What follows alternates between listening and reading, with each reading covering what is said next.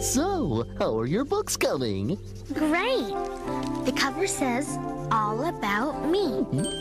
And then I wrote my name. Robert. Now I'm coloring in a picture of my hand. Oh, that looks like fun. Is that what you're doing too, Emily? Uh-huh.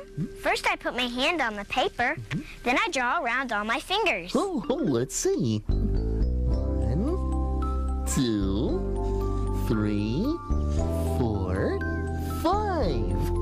Oh, you've traced a picture of your whole hand. Now I think I'll color mine green. Oh, that's nice. And for your next page, I think you'll each need one of these. A mirror? Right. So you can draw a picture of your very own face. Take a good look. Your eyes might be blue or brown or green or something in between. Maybe you've got a cute little nose or a big one like mine. Look at the color of your hair and your skin and the shape of your smile. There's no other face that's quite like yours.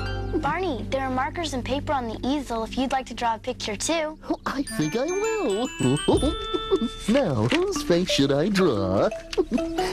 Oh, I know.